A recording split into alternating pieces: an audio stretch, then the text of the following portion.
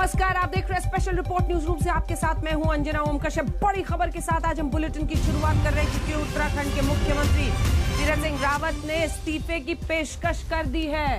बड़ी खबर है इस वक्त की, तीरथ सिंह रावत ने इस्तीफे की पेशकश कर दी है। पीएम मोदी, हम आपको बता दें, इससे पहले कई ऐसे विवाद हुए, लेकिन इन सब के बीच तीरथ सिंह रावत उत्तराखंड के सीएम के तौर पर इस्तीफे की पेशकश कर रहे हैं। तो क्या एक बार फिर से उत्तराखंड के मुख्यमंत्री के बदलने का वक्त आ गया है? इस्तीफे के पेशकश के पीछे संवैधानिक संकट बताया। 10 मार्च 2021 को उत्तराखंड के सीएम बने थे तीरथ, और लगता है एक बार फिर से बदलाव की घड़ी आ गई है। संवैधानिक संकट, 10वें सीएम बने थे वो, यानी क्या 11वें की बारी आ जाएगी? धन सिंह रावत, सतपाल महाराज के नाम की चर्चा चल रही है। और आपको बता दें कि संवैधानिक संकट वो कह रहे हैं जिसकी वजह से इस्तीफा देने को तैयार दिख रहे हैं तीरथ सिंह रावत। उत्तराखंड ने बीते दिनों जिस तरह से एक के बाद एक कि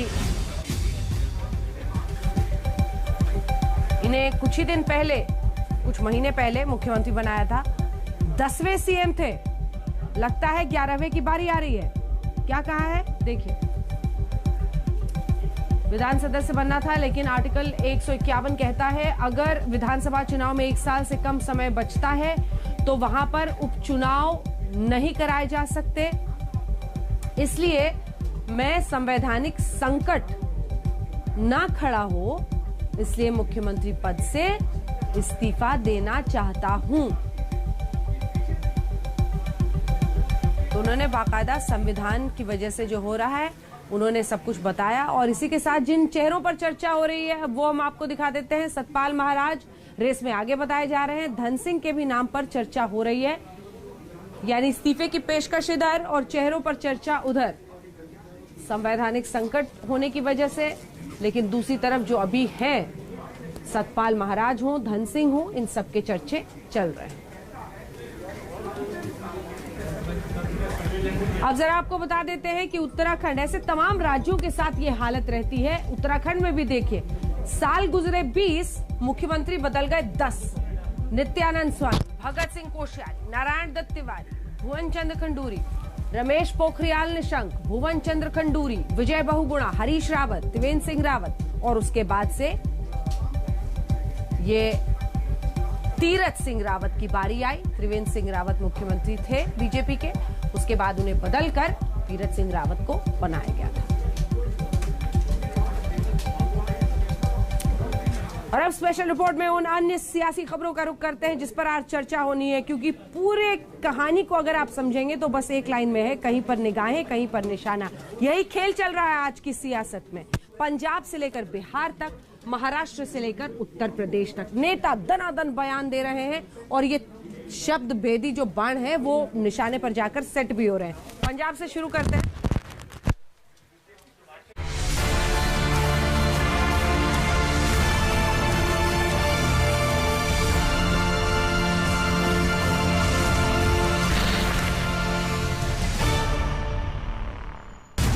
पंजाब में power cut, politics on.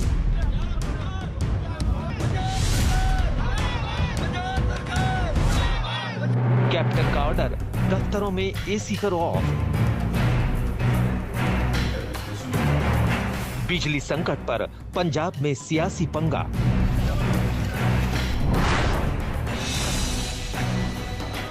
Sidhu की बिजली बिल वाली नई कंट्रोवर्सी। पंजाब में पत्ती गुल, गर्मी में सियासत फुल। गलत नीतियां दे करके आज पंजाब ऐस किनारे पहुंच गया है कि सारे घरां दी बिजली गुल है।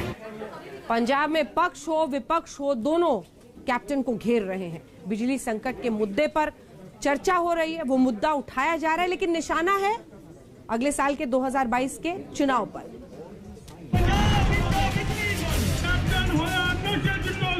प्रचंड गर्मी ने पंजाब का सियासी पारा भी चढ़ा दिया। बिजली संकट को लेकर धरना प्रदर्शन के बीच कैप्टन सरकार पर ट्रिपल अटैक हुआ है। पहला अटैक अकाली दल ने बिजली कटौती को लेकर किया। दूसरा बड़ा वार मुफ्त में 300 यूनिट बिजली देने का चुनावी ऐलान कर चुकी आम आदमी पार्टी ने किया, तो तीसरा हमला कांग्रेस पार्टी के नेता नवजोत सिंह सिद्धू ने अकाली को घेरते हुए कैप्टन पर किया।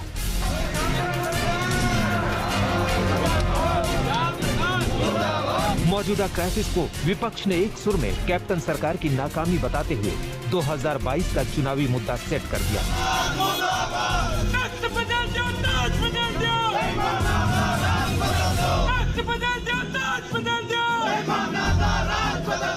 बड़ा अफसोस है कि कैप्टन अमरिंदर सिंह ने पिछले 4 सालों के अंदर जो इंफ्रास्ट्रक्चर असी बनाया सी बिजली महकमे का, जो असी इन्वेस्टमेंट की सी, अगे वधाउण दी बजाय वो सारी इन्वेस्टमेंट इंफ्रास्ट्रक्चर को मेनटेन ही नहीं किया।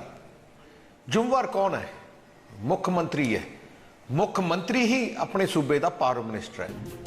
विरोधी तो विरोधी सीज फायर की खबरों के बीच बिजली संकट को लेकर कैप्टन और सिद्धू एक बार फिर आमने सामने आ गए। जैसे ही सिद्धू ने कैप्टन सरकार पर निशाना साधा, वैसे ही सिद्धू के बकाया बिजली के बिल की रसीद वायरल हो गई। पता चला कि पंजाब को पावर हाउस बनाने का आइडिया देने वाले सिद्धू ने खुद 9 महीने से बिजली का बिल नहीं भरा है। यही वो बकाया बिल की रसीद है। रशीद के मुताबिक सिद्धू ने पिछले 9 महीने से बिजली का बिल नहीं भरा है। कुल 8,67,540 रुपए का बिजली का बिल चुकाना बाकी है। यानी सिद्धू ने बीते 9 महीने से बिजली का बिल नहीं चुकाया। कोशिश यो करो भी जे कोई कनैक्शन बंदा इंस्टॉलमेंट भी दिंदा ते किस्तां दे विच पैसे ले लो, ते कोशिश करो कि कोविड करके कनैक्शन ना कट्टा जाए। जे फिर भी कोई बिल्कुल ही नहीं दिंदा तो फिर तो मतलब कुछ ना कुछ रिकवरी वास्ते कोई करते होंगे। इसके बारे में कोई जानकारी नहीं है और ना ही मैं इस पे कोई टिप्पणी करना चाहता हूं, और क्योंकि ये सिद्धू साहब बता सकते हैं या बिजली वाले बता सकते हैं, मुझे इस बारे में कोई जानकारी नहीं है। लेकिन सर आप लोग जनप्रतिनिधि हैं और आपको लगता नहीं एग्जाम्पल सेट करना चाहिए, नेताओं को इस तरह से ना करें, खुद अपने बिजली के मैं क्या कह रहा हूँ भैया, जिसकी मुझे जानकारी नहीं उसका जवाब मेरे से क्यों पूछते हो। दरअसल सिद्धू ने पावर कट को लेकर कैप्टन की अपील और एक ऑर्डर पर निशाना साधा था। सबसे पहले आपको उस ऑर्डर के बारे में बताते हैं। मुख्यमंत्री ने सरकारी दफ्तरों में एसी नहीं चलाने का आदेश जारी किया। सरकारी दफ्तरों की टाइमिंग बदलकर सुबह 8 बजे से दोपहर 2 बजे तक कर दी, और तो और 2 दिन का औद्योगिक वीकली ऑफ भी लगाया है। बिजली संकट से निपटने के लिए कटौती के फैसले का असर भी दिखा। सरकारी दफ्तरों में कर्मचारी पंखे में बैठे नजर आए। 8 बजे से लेकर 2 बजे तक खुलेंगे और दफ्तरों के अंदर एसी चलाने पर मनाही होगी। आप देख सकते हैं ये एसी के पॉइंट लगे हुए हैं, लेकिन एसी यहाँ पर बिल्कुल बंद है और फिलहाल लोग पंखा चलाकर काम कर रहे हैं। आप देख सकते हैं दफ्तरों में लोग मौजूद हैं, दफ्तरों का समय भी बदल दिया गया है। कैप्टन के इसी फैसले पर नवजोत सिंह सिद्धू ने सोशल मीडिया के जरिए हमला बोला। पंजाब में बिजली सस्ती करने और बिजली संकट को दूर करने के सुझाव सोशल मीडिया पर दे डाले। सिद्धू ने लिखा, पॉइंट नंबर 1, पंजाब की जनता को मुफ्त 24 घंटे बिजली मुमकिन है। पॉइंट नंबर 2, बिजली कटौती नहीं, सही दिशा में कदम उठाने की जरूरत। पॉइंट नंबर 3, अकाली राज में बिजली खरीद के सभी समझौते रद्द हों। पॉइंट नंबर 4, प्राइवेट प्लांट से बिजली की खरीद बंद होनी चाहिए। पॉइंट नंबर 5, बिजली पर पंजाब का अपना मॉडल बनना चाहिए। गौरतलब है कि पंजाब सरकार में बिजली विभाग खुद कैप्टन अमरिंदर सिंह के पास ही है। लिहाजा कैप्टन कैंप ने सिद्धू पर सीधा हमला बोला। हमें तो उन्हें रिक्वेस्ट किया था कि आपके पास अगर पावर की बढ़िया स्कीम है, उनके पास पावर को और बढ़िया तरीके से चलाने के लिए उनके पास कोई आइडिया है, तो पावर मंत्री उन्हें बन जाना चाहिए था। और उनको चाहिए था कि अगर वो बन जाते तो फिर वो जहाँ जो सोल्यूशन करना वो कर लेते। हमने कहाँ रोका था। कैप्टन साहब ने भी सर उनको बिजली भैया मैं तो कह रहा हूँ कि भाई अगर उनके पास, मैं कह रहा हूँ कि अगर मेरे पास, मैं एक्सपर्ट हूँ किसी चीज का, है ना, अगर मुझे ऑफर होती है कि वो डिपार्टमेंट ले लो, मैं कभी भी मना नहीं करूंगा।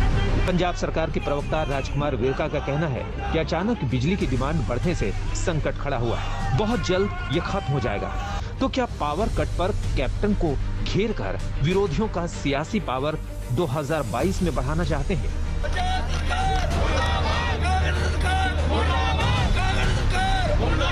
नवजोत सिंह सिद्धू कह रहे हैं कि सरकार क्यों नहीं आखिरकार पंजाब के लोगों को सस्ती बिजली देती है, सरकार क्यों नहीं अकाली दल के राज में हुए समझौतों को रद्द करती है, सरकार क्यों नहीं नेशनल ग्रिड से सस्ती बिजली खरीदकर पंजाब के लोगों को देती है।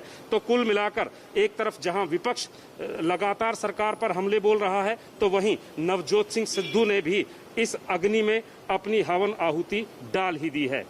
कैमरामैन गुंजीत कुमार के साथ सत्येंद्र चौहान, मोहाली, आज तक। कैप्टन की कहानी तो आपने देख ली, लेकिन इसी पंजाब में एक और निशाना साधा गया, वो आपको बताते हैं। और इस बार सियासी टारगेट पर थे क्रिकेटर से पॉलिटिशियन बने नवजोत सिंह सिद्धू।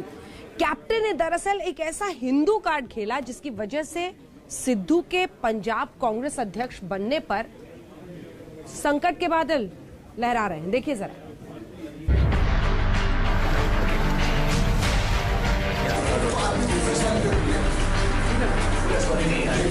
कैप्टन का प्लान सिद्धू तैयार, सुलह में हिंदू कार्ड का पेच, झगड़ा खत्म, सस्पेंस बाकी। तो क्या हिंदू कार्ड से सिद्धू का मामला उलझ गया, या फिर 2022 में कांग्रेस की जीत के लिए कैप्टन का दांव जरूरी है? दरअसल कैप्टन ने हिंदू कार्ड खेलकर एक बार फिर से नवजोत सिंह सिद्धू को बैकफुट पर डाल दिया है। इसे यूं समझिए, कैप्टन अमरिंदर सिंह का कहना है कि पंजाब में करीब 39% वोटर हिंदू हैं। सूबे का मुख्यमंत्री सिख है। ऐसे में अगर प्रदेश अध्यक्ष की जिम्मेदारी भी सिद्धू को दी जाती है तो दोनों जगह सिख समुदाय का प्रतिनिधित्व होगा, जबकि 38% आबादी वाले हिंदू नाराज हो सकते हैं। कांग्रेस की जीत का फॉर्मूला तभी काम करेगा जब सिख और हिंदू वोटरों की सोशल इंजीनियरिंग हो। यही फॉर्मूला 2022 में जीत की गारंटी है। सूत्रों के मुताबिक गुरुवार को कैप्टन अमरिंदर के घर हुई बैठक में हिंदू नेताओं ने पार्टी के रवैये से अपनी नाराजगी जाहिर की। नेताओं ने मुख्यमंत्री की वर्किंग स्टाइल को लेकर भी सवाल उठाए। नेताओं का कहना था कि पिछले 4.5 साल तक मुख्यमंत्री को याद नहीं आई, चुनाव से पहले लंच के लिए बुलाया गया। बात यहाँ तक आ गई कि कुछ नेताओं ने ये भी कह दिया कि वो सुखबीर बादल से जाकर मुलाकात कर चुके हैं और अगर हिंदुओं की अनदेखी होती रही तो उनके पास कोई और उपाय नहीं रहेगा। नेताओं की दलील थी कि प्रदेश में हिंदू 1 करोड़ से ज्यादा की संख्या में है। ऐसे में उनकी अनदेखी पार्टी के लिए घातक साबित हो सकती है। तो क्या गुरुवार को हुई मीटिंग का रिएक्शन शुक्रवार को सिद्धू के ट्वीट से आया, जिसमें उन्होंने बिजली संकट पर अपनी सरकार को घेरा? हालांकि कांग्रेस पार्टी किसी भी तरह की तकरार को गलत बता रही है। मुझे सबसे पहले तो ये लड़ाई लगती नहीं है, और जिन ट्वीट्स की आप बात कर रही हैं मैं पूरे सर्वसम्मान से कहती हूँ, उसको मैंने प्रेस कॉन्फ्रेंस में आते वक्त देखा था, तो बहुत डिटेल से नहीं देखा। मेरा ये भी मानना है कि जो महासचिव हैं पंजाब के प्रभारी महासचिव, वो आप लोगों से बहुत जल्दी इस डिटेल में बात करेंगे। लेकिन मैं ये ज़रूर बोलना चाहती हूँ कि कांग्रेस एक आंदोलन से आई हुई पार्टी है, तो हम शायद डिसएग्री, डिसेंट, डिबेट, डेमोक्रेटिक थोड़े ज़्यादा हैं। ऐसे में एक बार फिर से सिद्धू के प्रदेश अध्यक्ष बनने की संभावना को तगड़ा झटका लगा है। कांग्रेस पार्टी में एक धड़े को लगता है कि प्रदेश के इंचार्ज हरीश रावत को बाईपास करके सिद्धू की सीधे प्रियंका गांधी और फिर राहुल गांधी से मुलाकात लंबे समय में पार्टी के लिए कारगर नहीं है। इससे काडर में गलत मैसेज जाता है। मैंने 8-10 तक कहा था जी, तो ये, और मैंने कहा था कि मानसून, तो आप मानसून ला ही नहीं पा रहे, हमारा सॉल्यूशन डिले कर दिया आपने। इस बात पर भी कोई संशय नहीं है कि कैप्टन पर ही विधायकों ने अपना भरोसा जताया है। उनके नेतृत्व में ही पार्टी आने वाला विधानसभा चुनाव लड़ेगी। ऐसे में इस तनातनी से न सिर्फ पार्टी को झटका लगा है, बल्कि कैप्टन की छवि भी धूमिल हुई है। सूत्रों की माने तो सिद्धू को 2 पद का ऑफर मिल सकता है। एक कैंपेन कमेटी के इंचार्ज का और दूसरे स्क्रीनिंग कमेटी में जगह का, यानी जल्द इसका ऐलान होगा। पंजाब के इंचार्ज कांग्रेस के सियासी संकट के छटने के लिए मॉनसून का इंतजार कर रहे हैं, मगर अगर सिद्धू यूं ही बिन मौसम बरसात की तरह बरसते रहे तो कहीं ऐसा ना हो कि ये सियासी तूफान पंजाब में कांग्रेस की नैया डुबा कर ही माने। कैमरा पर्सन सत्या रोत्रे के साथ मौसमी सिंह, दिल्ली, आज तक।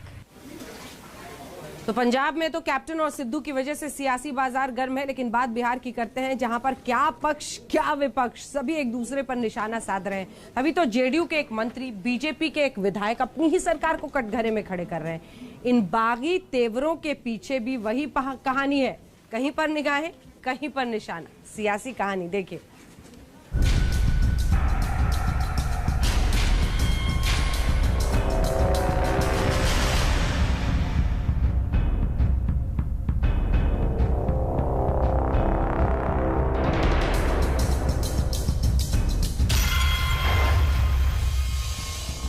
बिहार में सियासी हलचल के पीछे क्या? तेजस्वी यादव ने कौन सा पासा फेंका? बिहार में बड़ा खेलाबा। 3 तस्वीरें और उन 3 तस्वीरों में बिहार की सियासी समीकरणों को लेकर सामने आई नई चर्चा। बीजेपी का अधिकतर मंत्री 80% मंत्रियों ने पैसा लिया, ट्रांसफर मोर्चा डट के लिया पैसा। वो जो कुछ मंत्री एक आध मंत्री जो नए आए हैं, दूसरे पार्टी से आए हैं, के बारे में हमको पता चला कि कितने अभियंता सीजन ईयर से लेके और सुप्रीम ईयर तक कितने लोगों से भरपूर पैसे का दौर। नहीं, अफसरशाही के तानाशाही, अफसर का तानाशाही के खिलाफ हम लोग बरसों से परेशानी झेल रहे हैं, यातना झेल रहे हैं। अब हम लोग को बर्दाश्त नहीं हो रहा है कि ऐसी स्थिति में हम लोग काम करें। चुनाव में उम्मीदवार नहीं बना जाने से नाराजगी थी। हमने अपनी दर्द को कहा, अपने कार्यकर्ताओं की दर्द को कहा, मुख्यमंत्री ने गंभीरता से लिया और हम पुनः घर वापसी करेंगे। बिहार में सियासी तिकड़म खूब भिड़ाए जा रहे हैं। नेता अपने बयानों के जरिए संदेश देने की कोशिश कर रहे हैं। इस खेल में एक तरफ नेता सरकार के लिए बैटिंग कर रहे हैं, तो दूसरी तरफ उस विपक्ष के लिए जो बिहार में सरकार स्थापित करना चाहता है। लेकिन मुश्किल ये है कि उनकी लड़ाई उस व्यक्ति से है जो खुद इंजीनियर है और राजनीति का बहुत बड़ा खिलाड़ी भी, यानी कि नीतीश कुमार।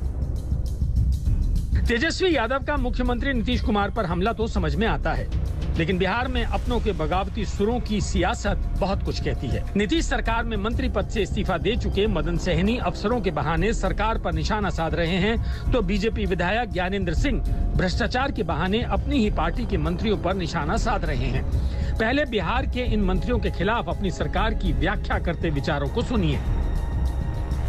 पद पर रह के जब हम कोई काम नहीं कर सकते हैं, किसी गरीबों का कोई भला नहीं कर सकते हैं, कोई सुधार नहीं कर सकते हैं, तो हम सिर्फ सुविधा भोगने के लिए पटना में इतना बड़े आवास में हम लोग बैठ करके रहने के लिए हम मंत्री रहें, ये हमको कहीं से भी मुनासिब नहीं लगता है। इसलिए हम अपना इस्तीफा माननीय मुख्यमंत्री जी को सौंपना। पार्टी में रहेंगे? पार्टी में निश्चित रूप से रहेंगे, पार्टी में भी रहेंगे, माननीय मुख्यमंत्री जी के नेतृत्व में भी रहेंगे। बीजेपी का अधिकतर मंत्री 80% मंत्रियों ने पैसा लिया, ट्रांसफर मोर्चा डट के लिया पैसा। जेडीयू में तो थोड़ा नीतीश जी का नियंत्रण है मंत्रियों पर, तो वो मंत्री जो जानते हैं वो अपना ये है। वो जो कुछ मंत्री एक आध मंत्री जो नए आए हैं, दूसरे पार्टी से आए हैं, जो अभियंत्रण विभाग टाइप का, वो मतलब निर्माण से संबंधित विभाग के मंत्री है, जो हाईफाई मंत्री है, दूसरे पार्टी से आए हैं, उनके बारे में हमको पता चला कि कितने अभियंता सीजन ईयर से लेके और सुप्रीम ईयर तक कितने लोगों से भरपूर पैसे का दौर। मंत्री जी कह रहे हैं कि चपरासी भी नहीं सुनता, तो बीजेपी एमएलए कह रहे हैं कि ट्रांसफर पोस्टिंग का खेला करके मंत्री मालामाल हुए जा रहे हैं। सुशासन वाली सरकार में अंदर खाने की बात जबा पर आई तो हंगामा दूर तक बरपा।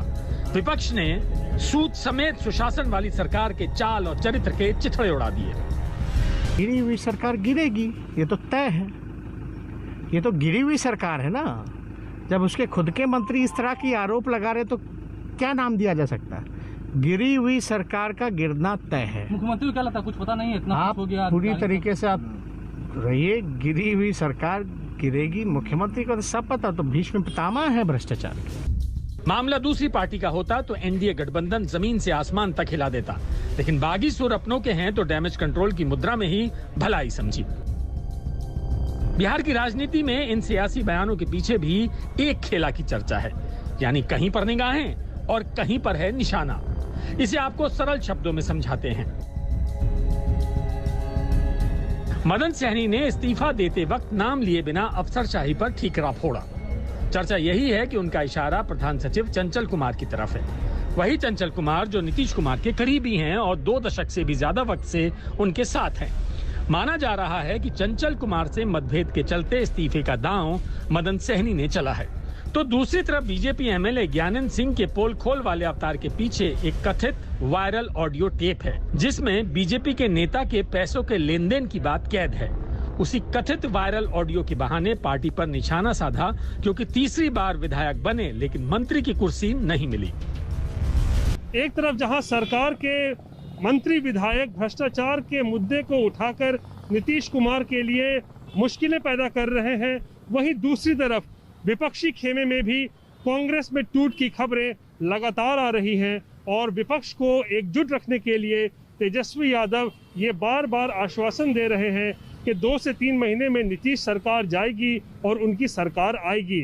वैसे राजनीति संभावनाओं का खेल है और होने को कुछ भी हो सकता है, मगर बहरहाल फिलहाल नीतीश सरकार पर कोई खतरा नजर नहीं आ रहा है। कैमरा पर्सन दीपक कुमार के साथ रोहित सिंह, पटना, आज तक। नमस्कार, स्पेशल रिपोर्ट में न्यूज रूम से फिर आपका स्वागत है। आपके साथ मैं हूं अंजना ओम कश्यप। अब बात करते हैं मशहूर शायर मुनव्वर राणा की, जहां मुनव्वर राणा से लेकर उनकी बेगम, उनकी बेटी, उनकी पूरी फैमिली आज बेचारगी जता रही है। मुनव्वर राणा के घर पर एक रेड पड़ती है और इस रेड पर मुनव्वर का पूरा परिवार सवाल खड़े कर रहा है, लेकिन इन सब के बीच मुनव्वर राणा का बेटा गायब है। आखिर क्या है मुनव्वर राणा के घर रेड की इनसाइड स्टोरी? आइए देखते हैं स्पेशल रिपोर्ट।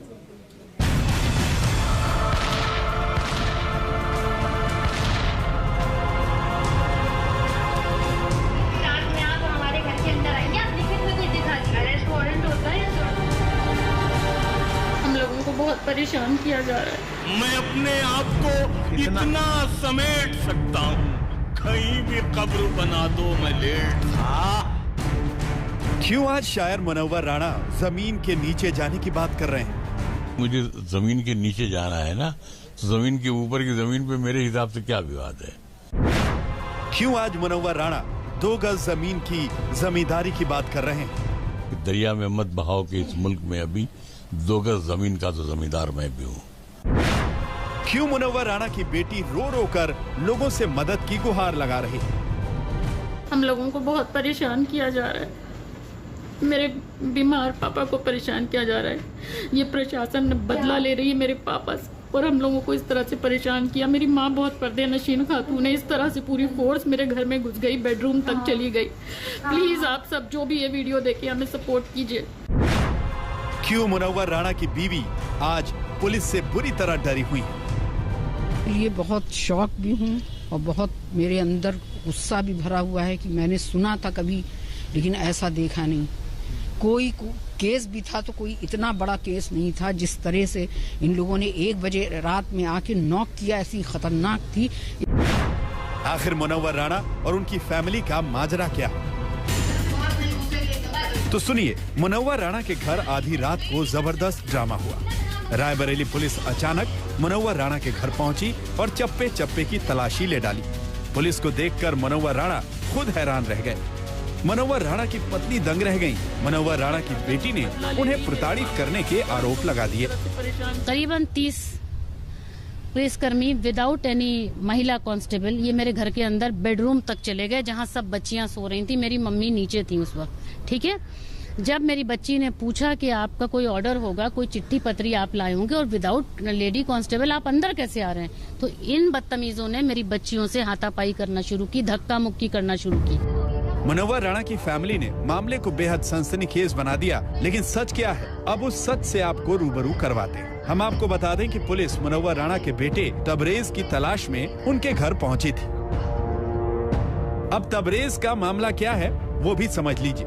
28 जून को रायबरेली में शायर मुनव्वर राणा के बेटे तबरेज राणा अपने चाचा और चचेरे भाई के खिलाफ FIR दर्ज कराते हैं कि उन पर हमला हुआ है, लेकिन पुलिस उल्टा तबरेज के खिलाफ ही कार्रवाई करने और उन्हें तलाशने के लिए लखनऊ में मुनव्वर राणा के घर पहुंच जाती है। पता है क्यों?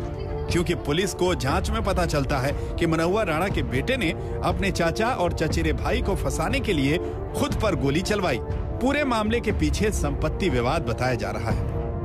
तबरेज ने अपने पैतृक संपत्ति जितना कि इनका हिस्सा है उससे कुछ अधिक बेच दी थी, जिससे कि इनके चाचा लोग को जानकारी मिल गई थी। उसके आधार पर उन लोगों ने आपत्ति जाहिर की थी। इसको लेकर तबरेज भी परेशान था और उसके द्वारा यह योजना बनाई गई कि यदि मुझ पर फायरिंग हो जाती है तो ये अपने चाचाओं को इसमें फंसा देगा और वो लोग पीछे हट जाएंगे। साथ ही साथ इसका यह भी प्लान था कि ये तिलोई से चुनाव लड़ना चाह रहा था, जिसके लिए यदि ऐसी कोई घटना इसके साथ हो जाती है तो इसे मीडिया कवरेज मिल जाएगा और सरकारी सुरक्षा भी मिल जाएगी। पुलिस ने 4 लोगों को गिरफ्तार किया है और सीसीटीवी में बाकायदा ये पूरा मामला कैद हुआ है कि कैसे मुनव्वर राणा का बेटा रायबरेली के पेट्रोल पंप पर पहुंचता है, गाड़ी पेट्रोल पंप के बाहर खड़ी करता है, खुद गाड़ी में ही बैठा रहता है कि कुछ देर बाद वहां 2-3 शूटर पहुंचते हैं, गाड़ी का मुआयना कर पेट्रोल पंप के गेट पर फायरिंग करके भाग जाते हैं। बताया जा रहा है कि सीसीटीवी के खुलासे के बाद ही बीती रात मुनव्वर राणा के घर उनके बेटे को पकड़ने पुलिस गई, लेकिन वो वहां नहीं मिला। अब मुनव्वर राणा पुलिस पर बरस रहे हैं और रेड मारने के तरीके पर सवाल उठा रहे हैं। नहीं, ये गलत है ना। आपको अगर कोई FIR उनके खिलाफ है, हमारे बेटे के खिलाफ, इवन मेरे खिलाफ, तो आप आइए आकर के बोलिए कि आपके खिलाफ FIR है, आप थाने चलिए। रायबरेली पुलिस तो कह रही है कि वो उन्होंने खुद अटैक करवाया खुद के ऊपर। नहीं, हम ये कह रहे हैं कि जो रायबरेली पुलिस कह रही है वो सच है, वो भगवान है, हम मानते हैं रायबरेली पुलिस भगवान है। पुलिस ने सीसीटीवी में दिखे सभी शूटर्स को गिरफ्तार कर लिया है। पुलिस के मुताबिक फायरिंग से पहले तबरेज और शूटरों के बीच रायबरेली के ओम क्लार्क होटल में 2.5 घंटे मीटिंग हुई। रात 12 बजे से 2:30 बजे तक तबरेज शूटरों के साथ ओम क्लार्क होटल में मौजूद था। पुलिस ने होटल में लगे सीसीटीवी से ये सारी जानकारी जुटाई। पुलिस ने जिन 4 शूटरों को गिरफ्तार किया उनके नाम है हलीम, सुल्तान, सत्येंद्र तिवारी और शुभम सरकार। 4 दिन पहले तबरेज राणा से उनके प्लाट पे, जब हम उनके प्लाट पे गए तो उन्होंने कहा कि हलीम भाई एक हमारा छोटा सा काम करवा देते हैं। हमने कहा क्या काम किया? हमारे परिवार के चाचाओं से हमारा विवाद चल रहा है जमीन में, तो हमारे ऊपर गोली चलवा दो हाईवे। तो हमने कहा ठीक है, काम हो जाएगा आपका। पुलिस का कहना है कि तबरेज ने चचेरे भाइयों के हिस्से की जमीन 85 लाख में बेच दी थी। इस जमीन सौदे पर चचेरे भाइयों ने आपत्ति जताई थी। इसके बाद तबरेज पर पैसा वापस करने का दबाव था, लेकिन मुनव्वर राणा कह रहे हैं कि ये सब उनके बेटे को फंसाने की साजिश है। तो हमारे बेटे को मार करके ये भी साबित करवा सकती है कि मुनव्वर राणा बहुत बड़ा आतंकवादी है। जो हिंदुस्तान में जितने भी बम और ये सब आए हैं बाहर से, जो ये आ रहे हैं, जो भी हमले हो रहे हैं, वो सब उसी के इशारे पे होते हैं, वही करवाता है। अब मुनव्वर राणा और उनकी फैमिली ने मामले को बहुत आगे बढ़ा दिया है। मैं CM से भी मिलूंगा और आज ही मैं एक PM साहब को से भी रिक्वेस्ट करूंगा मिलने के लिए, क्योंकि PM साहब हमारा बहुत सम्मान करते हैं। मुनव्वर राणा तो मामले को लेकर CM और PM तक जाने की बात कह रहे हैं और ये भी कह रहे हैं कि कोई उनकी तरफदारी नहीं कर रहा।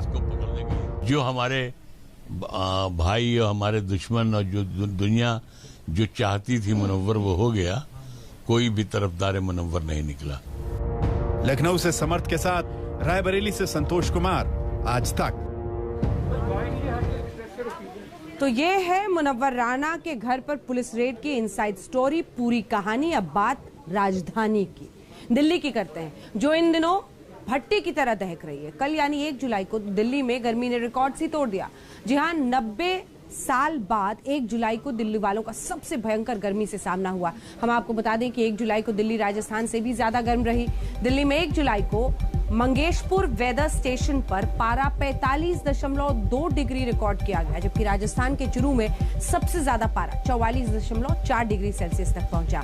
दिल्ली में 1 जुलाई को पीतमपुरा, नजफगढ़ में पारा 44 डिग्री के ऊपर हो गया, जबकि राजस्थान के बीकानेर में पारा 43.1 डिग्री, यानी दिल्ली 1 जुलाई को तपते रेगिस्तान से भी ज्यादा तपी, राजस्थान से भी ज्यादा यहां का तापमान होना आप समझ रहे होंगे। आज दिल्ली में थोड़े बादल जरूर बरसे हैं, बारिश की हल्की फुहारें बरसी हैं, लेकिन ये सिर्फ इतना ही था कि आग पर थोड़े पानी की छींटे डाल दी जाए। लेकिन दिल्ली में मानसून जैसे गुम हो गया है। राजधानी तंदूर के माफिक तप रही है। 1 जुलाई को तो दिल्ली में गर्मी ने 90 साल का रिकॉर्ड तोड़ दिया।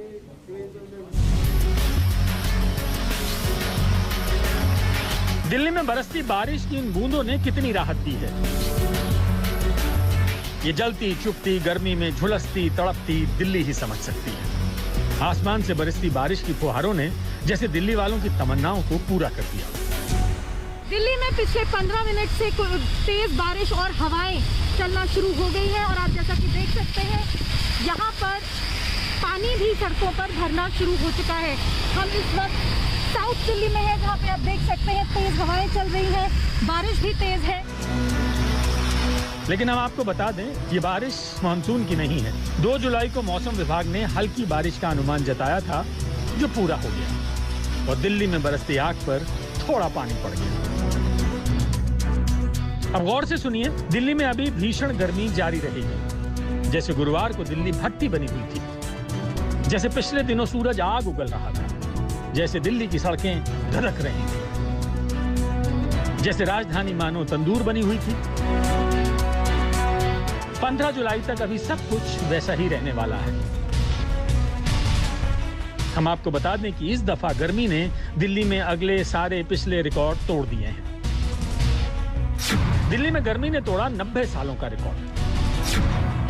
90 साल में जुलाई इतना गर्म कभी नहीं रहा। दिल्ली में 1 जुलाई सबसे गर्म दिन रिकॉर्ड किया गया। 1 जुलाई को पारा 45 डिग्री के पास चला गया। दिल्ली की हवा ऐसे है कि ना सुबह चैन है ना रात को आराम।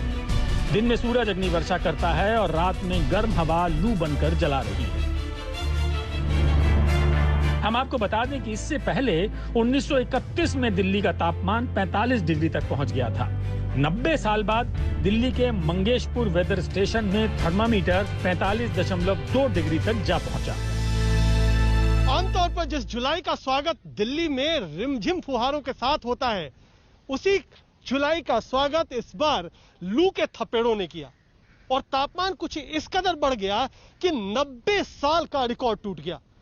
और 1 या 2 जगह नहीं, बल्कि दिल्ली में जहां जहां तापमान रिकॉर्ड किया जाता है, हर जगह 43 से ऊपर डिग्री तापमान चला गया। दिल्ली में गर्मी की इंतहा देखिए, क्यों दिल्ली वाले गर्मी से पिघले जा रहे हैं। 1 जुलाई को दिल्ली के 4 वेदर स्टेशन में 43 डिग्री से ज्यादा तापमान दर्ज हुआ। मंगेशपुर में रिकॉर्ड हुआ, पीतमपुरा, नजफगढ़ में भी 44 डिग्री के पार पारा रहा। वहीं रिज वेदर स्टेशन में 43.9 डिग्री तापमान रिकॉर्ड किया गया। और अब दिल्ली के इंडिया गेट की ये तस्वीरें भी देख लीजिए। सुबह के वक्त आमतौर पर यहाँ लोग कसरत और मॉर्निंग वॉक करते हुए मिल जाते हैं, लेकिन किसी की हिम्मत नहीं हुई कि वो घर से बाहर निकल सके। राष्ट्रपति भवन की ओर जाने वाली सड़क भी दहक रही है। हाँ भाई, गर्मी पिछले साल से ज़्यादा ही पड़ रही है इस साल। और भाई मैनेज तो यही हो रहा है, हाइड्रेट रखो अपने आप को, नींबू पानी पियो, लस्सी पियो, छाछ पियो, थोड़ी ठंडी चीज़ें खाओ, हाइड्रेट रखो, बस यही है मैनेज के लिए। तो बाहर निकलते हो तो कैप का यूज़ करो, थोड़ा कपड़ा सिर पे डालो, छाता लेके चलो भाई, वही साथ में पानी की बोतल रखो। दिल्ली में गर्मी का सितम अभी खत्म होने वाला नहीं है। मौसम विभाग के मुताबिक अभी राजधानी कुछ दिन और ऐसे ही तपती रहेगी। पारा भी 43 से 45 डिग्री के आसपास ही रहेगा। मानसून जून महीने में लगभग नॉर्मल रहा है और टोटल रेनफॉल देखें तो नॉर्मल रेनफॉल से 10% ज़्यादा रिकॉर्ड हुआ है for the country as a whole. अभी जो स्थिति है इसको देखें तो मानसून अभी वीक फेज में चल रहा है, इसलिए north west India, central India में बारिश कम हो रहा है। दिल्ली में कहा तो मानसून वक्त से पहले आने वाला था, लेकिन पता नहीं बादलों के बीच कौन सी साजिश हुई कि दिल्ली सूखी की सूखी रह गई। अब तो आसार ऐसे बन रहे हैं कि 15 जुलाई के बाद ही मानसून की भविष्यवाणी की जा रही है। अगर जो सबड्यूड रेनफॉल एक्टिविटी है नॉर्थ वेस्ट सेंट्रल इंडिया, वो अगले 7 दिन तक रहेगा, यानी फर्स्ट वीक ऑफ जुलाई में मानसून डेफिशिएंट रहेगा नॉर्थ वेस्ट इंडिया और सेंट्रल इंडिया में। और टुवर्ड्स 11 और 12 एक low pressure area bay of Bengal में डेवलप हो सकता है और इसके प्रभाव में धीरे धीरे मानसून रिवाइव होगा, मानसून विंड स्ट्रंगर होगा और second half of second week में नॉर्थ वेस्ट इंडिया में बारिश बढ़ने का उम्मीद किया जा रहा है। तो अभी दिल्ली में सूरज और जलाएगा, गर्मी और सताएगी, लू के थपेड़े और खाने पड़ेंगे। सुशांत मेहरा के साथ कुमार कुणाल, दिल्ली आज तक। तो दिल्ली की हालत आपने देख ली। दिल्ली के बाद बारी होगी उत्तर भारत के तपते जलते शहरों की। देखते रहिए स्पेशल। राजस्थान के कई शहरों में तपती हुई गर्मी से लोग परेशान हैं। पंजाब में वही हालत है। उत्तर प्रदेश में लखनऊ में देखिए जबरदस्त गर्मी का लोग शहरों में सामना कर रहे हैं।